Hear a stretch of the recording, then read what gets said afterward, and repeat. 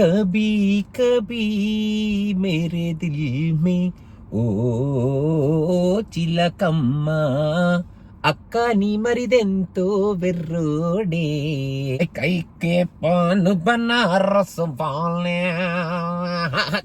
Hello అంటే ఇప్పుడే అదే అంటే ఆ మ్యూజిక్ బచ్చన్ ఏంటి ఆ ముజే బచ్చావు ముజే బచ్చన్ అదే ఆ మిస్టర్ బచ్చన్ మూవీ చూసి రావడం జరిగిందనమాట.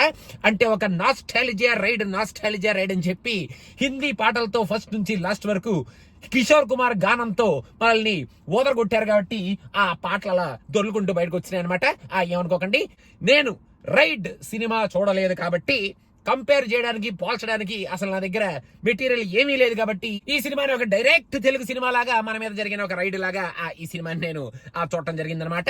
స్టార్టింగ్ ఈ మూవీ స్టార్ట్ అవడం కొంచెం ఎంటర్టైన్మెంట్ యాంగిల్లోనే స్టార్ట్ అవుద్ది, నో డౌట్ అబౌట్ ఇట్. దాని తర్వాత కొంచెం మన రవితేజ గారి లుక్ కానీ ఆయన యాక్ట్ చేసే తీరు కానీ ఆ ఫీల్ కానీ సత్య క్రియేట్ చేసే కొంచెం కైండ్ ఆఫ్ లైట్ కామెడీ కానీ ఇదంతా ఓకే. మొత్తానికి we're going for a nice commercial entertainment ride with some good comedy in this first half అనమాట అన్నట్టు మనం రెడీ అయ్యి కొంచెం ఎంజాయ్ చేసే టైంలో మన నాస్టాలజియా రైడ్ అని చెప్పి ఒక పాట మీద తర్వాత ఒక పాట, ఆ పాటతో ఆగకుండా ఇంకో పాట సరిపోదు అన్నట్టు దాని మీద ఇంకొక పాట, అలా పాటల మీద పాటలు వస్తూ ఉంటాయి అన్నమాట బాబు. ఫస్ట్ హాఫ్ లో అసలు మనం ఇదేంటారు బాబు, ఇదేంటి మనం ఏమైనా హిందీ సినిమాకి వచ్చామా అన్న ఫీలింగ్ వచ్చేస్తుంది. ఎందుకంటే ఆ పాటల్లో కూడా నాస్టాలజియా రైడ్ అని చెప్పి ఓన్లీ హిందీ పాటలే ఎక్కువగా వినిపిస్తూ ఉంటాయి. మనం ఫీల్ అవుతామేమో అని చెప్పి మధ్యలో అటు ఇటు మన తెలుగు పాటలు వేశారనమాట. ఎంత హిందీ సినిమాని రీమేక్ చేస్తే మాత్రం మరి ఇన్ని హిందీ పాటలు అవసరమా అనేటట్టు నాకైతే అనిపించింది అనమాట ఫస్ట్ హాఫ్ లో. మళ్ళీ ఆ నాస్టాలజియా రైడ్ అని ఏదైతే క్రియేట్ చేస్తూ ఆ నాస్టాలజియా అని చెప్పి ఆ పాటలతో మనల్ని ఓదరగొట్టారో కొద్దిసేపు అయిన తర్వాత ఆ నాస్టాలజియా కాస్త నోస్టాలజియా.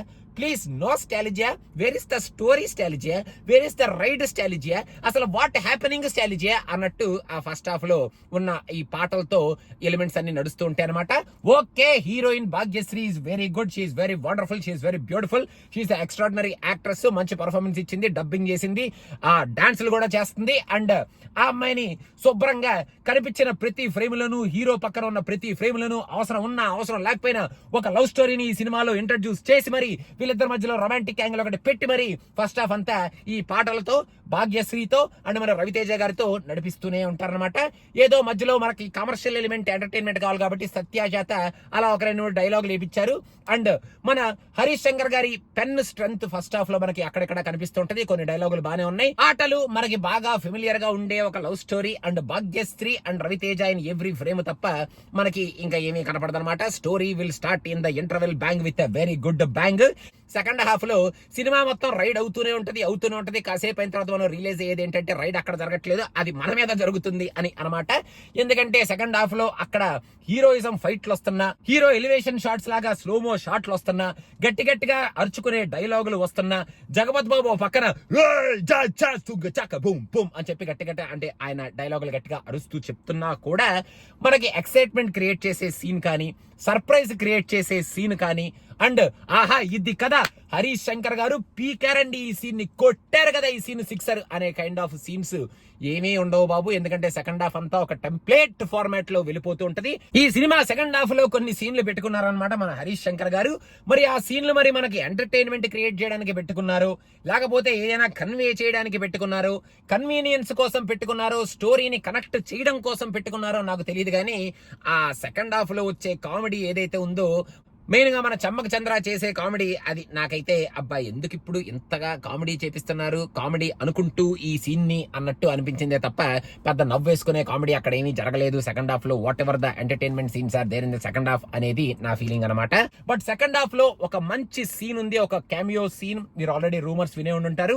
ఆ సీన్ ని మాత్రం బాగానే వాడుకున్నారు. అక్కడ డైలాగులు మెయిన్ గా చాలా బాగా రాశారు మన హరీష్ శంకర్ గారు. ఆ సీన్ మాత్రం సెకండ్ హాఫ్ కి ఇంట్రెస్టింగ్ సీన్ అనే చెప్పాలి. మళ్ళీ మనం భాగ్యశ్రీ ఎక్కడైనా మిస్ అయిపోతామేమో అని సెకండ్ హాఫ్ లో సీరియస్ గా వెళ్లే ఈ సినిమాలో కూడా భాగ్యశ్రీని మనకి అక్కడ ఇక్కడ కనిపిస్తూ కట్ చేస్తే పాటలో అన్నట్టు డుచ్కే అని చెప్పి పాటలు అలా పెట్టేసి ఆ పాటల్లో కూడా మనల్ని బానే ఎంటర్టైన్ చేసి అంటే గ్లామర్ తో ఈ సినిమాని సెకండ్ హాఫ్ ని మనకి తెలిసినట్టే మనం ఎలా అయితే ఎక్స్పెక్ట్ చేస్తామో అలాగే ఎండ్ చేస్తారనమాట. లాస్ట్ లో ఏదో ట్విస్ట్ ఇచ్చిన మనం రెట్టిన తెలుగు సినిమాలు చూసే వాళ్ళకి అది ఒక ట్విస్ట్ లాగా అనిపించదు. అది మనం ఎప్పుడో మనం చూసేసే ఉండుంటాం ఆ ట్విస్ట్ ని. మొత్తానికి మన రవితేజ గారిని బాగానే చూపించారు. ఈజ్ లుకింగ్ హ్యాండ్సమ్, చాలా బాగున్నారు క్లోజ్అప్ షాట్స్ లో అండ్ ఆ బచ్చన్ గెటప్స్ లో అండ్ ఆ బచ్చన్ డైలాగ్స్ చెప్తూ ఆ క్యారెక్టర్ లో అయితే ఆయన జీవించారని చెప్పాలి. కానీ మరి ఆ వింటేజ్ రవితేజని మనకి చూపిస్తున్నామన్న వింటేజ్ ఫీల్ అయితే నాకైతే ఎక్కడా కలగలేదు అని అయితే అనిపించింది బాబు. బట్ రవితేజ గారు did a good job in the role he was given and he's looking handsome అని చెప్పొచ్చు. భాగ్యశ్రీ మీకు తెలిసిందే కదా, she is the USP of this movie అని చెప్పి మన వాళ్ళు ముందే చెప్పేశారు. యూఎస్పీ లాగానే ఆ అమ్మాయిని వాడుకున్నారు. ఫస్ట్ నుంచి లాస్ట్ వరకు ఎవ్రీ ఫ్రేమ్ లో there is a heroine in Tollywood from beginning till the end of the movie except between the ride scenes. అంటే మన హీరో ఫైట్ చేసేటప్పుడు హీరోయిన్ పక్కన నించోబెట్టి చప్పట్లు కొడుతూ ఎంజాయ్ చేస్తున్నట్టు చూపిస్తే ఈ సినిమాకి సెట్ అవ్వదు కాబట్టి అలాంటి సీన్స్ లో అమ్మాయిని పక్కన పెట్టేసి ఇంకా మిగతా చోట్లంతా ఒక హీరోయిన్ కి ఫుల్ లెంత్ రీసెంట్ టైమ్స్ లో ఒక సినిమాలో పడింది అంటే ఈ సినిమాలోనే పడింది. And Bhagyashree is beautiful. She is going to stay here because she did a good job in the character given to her.